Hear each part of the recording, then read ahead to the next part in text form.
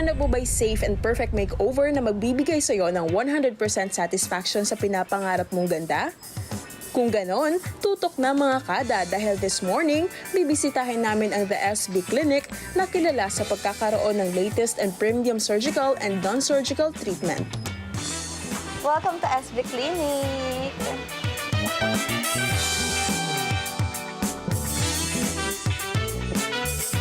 Bukod sa relaxing and aesthetic look ng clinic, marami pa silang pampa-beauty services na pwede mong pagpilian tulad ng facial, drip, fillers, threads, facelifting, diamond laser, whitening, laser hair removal, microneedling, at kung ano-ano pa. Hindi rin papahuli ang kanilang clinic sa mga advanced technology machines na tumutulong para mas maging effective ang iyong treatment. Hi, so what we do have here is the SB Laser Lift. It's the newest technology for facelifting and tightening. So what makes this machine unique? It's also have a whitening effect. So sa mga kada misis natin na gustong mag-lift ang face at pumuti, ito na po ang ating best treatment for you. The next machine that we do have here right now is the SB Diamond Laser. It addresses hyperpigmentation, acne scars, enlarged pores, freckles and wrinkles, and it also have a tightening and skin lifting effect. So, sa mga kada misis natin dyan na may concern sa mga freckles and fine lines, this is the best treatment for you. The latest machine that we do have right now is the SB Eladerm. It's a combination of radio frequency and microneedling that aim to target the deeper layers of the skin. It also produces collagen and elastin production. And what makes this machine unique, it has a cooling effect. It not only addresses pigmentation and acne scars, it has a cooling effect that makes the patients more comfortable. The next machine that we do have is the SB Hyperbaric Oxygen Therapy. Usually, we are recommending this for patients after surgery for faster healing. It's a high level of oxygen that also helps in aging and to slow down the process of aging. Sa mga gustong ma-achieve ang kanilang pinapangarap na ilong, worry no more dahil eksperto sila pagdating dyan. The rhinoplasty procedures is one of the bread and butter talaga namin dito. We do it almost every day, sometimes in a day we do 2 or 3 patients in a day. So talagang ito yung halos parati namin ginagawa, and with that, syempre pag parati mong ginagawa, lumalapit ka doon sa minimal yung mga complications, syempre nai-improve mo yung techniques mo, mas gumaganda yung results mo. So yung rhinoplasty is actually a surgical procedure. Actually, pwede siyang surgical, pwede rin siyang non-surgical. Pag sinabi natin na term na rhinoplasty, anything that enhances the nose. But majority, and for our conversation right now, magpo-focus tayo about the surgical ones. So this is surgical enhancement kung paano natin pinapaganda or pinapatangos o pinapataas ang ilong ng mga pasyente. For the surgical, so basically ang ginagawa natin, gumagamit tayo nitong mga to. So this is what we are calling implants, no? So implants ito, pinapatong natin yan dyan, ilalagay natin. So may incision tayo doon sa ilalim para ma-open natin yung skin. And then later on, we are applying the implant. So kina-carve natin yan ng maayos according to the patient's need. Kung gusto niya super taas, gusto niya super nipis. And then sometimes we combine it with cartilage. No, kumukuha tayo ng buto, especially sa tenga.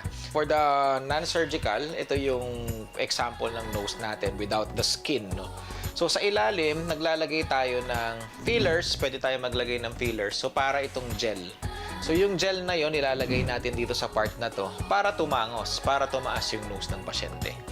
But there are certain treatments then that we call it threads, no? Yung mga non-surgicals naman. Sinulid naman yung nilalagay natin dito. So yung sinulid naman na yun, ang effect naman nun is para lumipis yung ilong. I-share natin yung mga friends natin who are celebrities na mga nag-vlog naman na sila. So syempre pwede ko na silang i-announce, di ba? So we have Pastillas Girl or si Angelica.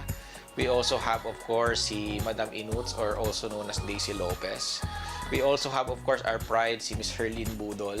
So, patient din natin yan. So, may mga vlog naman sila and many more, mga vloggers, mga celebrities, marami na tayong experience. Mahalaga ang kaligtasan ng bawat pasyenteng sumasailalim sa rhinoplasty surgery. Kaya naman sinisigurado ni Doc John Paul na lahat ay dumadaan sa tamang pre-screening. So, sa mga patients, yun yung common na tinatanong nila, no, pwede ba ako, candidate ba ako or not? So, syempre, unang-una is dapat you are in good health status. Kaya meron tayong mga tests, no, na pinapagawa. Kini-clear natin yung mga pasyente. So, chine-check natin sila sa blood, chine-check natin sila sa mga x-ray, sa puso nila, sa lungs nila. And syempre, meron din tayong clearance. No? Meron tayong third party, meron tayong doctor na talagang eksperto sa puso or eksperto sa baga na talagang sila yung nagsasabi that this patient is a good candidate. So when it comes to age, to be honest, wala tayo namang limitation pagdating sa age as long as pasado doon sa mga laboratory test natin. So hindi tayo gumagawa ng mga pasyente na pumunta dito, nakita yung clinic, gustong magpagawa, ura-urada, same day, may pambayad, hindi natin ginagawa. Because syempre safety is always priority ng clinic natin. Sa katunayan, isa ang clinic nila sa may advanced rhinoplasty surgery para maiwasan ang infection sa ilong. Kasi isa kami sa clinic na gumagawa ng rib rhinoplasty. So way back 2017-2018, wala pa halos gumagawa dito sa Pilipinas noon. So I went to Korea, I specialized on that type of technique in which we are using or getting the same implant sa pasyente. Because karamihan ng mga implant ngayon is galing ito sa laboratory. So madalas sa mga pasyente, once ginamit mo yon, pwede itong magkaroon ng infection or rejection. So right now, we are specializing on that type of rhinoplasty na kumukuha tayo ng piece of cartilage dito sa chest part. It's very small incision. Actually, when we started way back 2018, ganito kalaki yung incision namin, ganyan. Ngayon, ganito na lang kalaki. Maliit na lang. So, we get that part of the bone, the cartilage dito, and then yun yung nilalagay natin dito. And of course, nare-reinforce din namin yung ilalim. Because just like a house, kahit gaano kaganda yung ilagay mo sa bubong, kung yung ilalim is mahina yung foundation. And then once we did that, usually ang mga patients is free of infection. Because lahat ng ginamit sa nose mo, galing sa'yo. So wala kang worry na eventually baka hindi tanggapin ng katawan mo. Ang rhinoplasty surgery ay mahabang proseso at gamutan, pero sulit naman ang paghihintay kapag natapos mo na ang post-rhinoplasty surgery. So yung healing process natin is usually nag-range around 7 to 10 days. So within 7 to 10 days, of course, may mga pasyente tayo na meron pa silang mga tahi. Meron pa silang tape dito for 7 days. And then after 7 days, doon natin tinatanggal yung mga yon, no? And then syempre dito sa clinic natin, we are doing different treatments para mapabilis natin yung healing process. So like for example, we do hyperbaric therapy, but we have a chamber in which the patient is going inside and it has a high level of oxygen level that will pressurize yung healing doon sa pasyente para bumilis yung healing. We also do drips. So marami tayong treatments na adjunct doon sa healing process. Depende rin, no? So syempre, case-to-case basis yan. Because the rhinoplasty technique can be the same, but yung healing process kasi ng mga pasyente is iba-iba. Maybe because of age, number 2, yung nutrition. For example, hindi healthy yung pasyente, hindi healthy yung kinakain niya.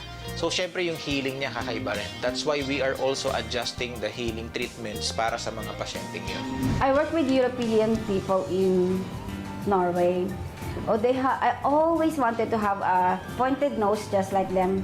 And I always said, oh, I love your nose. I want to have that one. I have tried to search and then find a lot of clinics in the Philippines because of Doc Pareja. At first, he is very accommodating.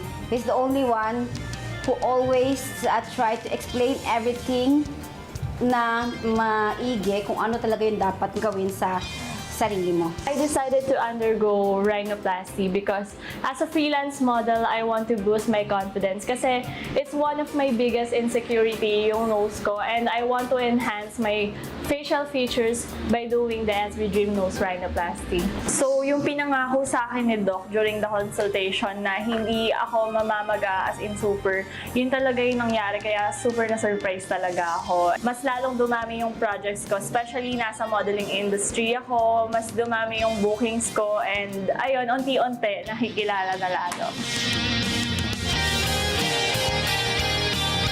Sa mga misis na gustong magpaganda at magpa-makeover, excited na po kaming i-welcome kayo dito sa The SB Clinic. Please do follow us also on our social media, The SB Clinic on Facebook and Instagram. See you po!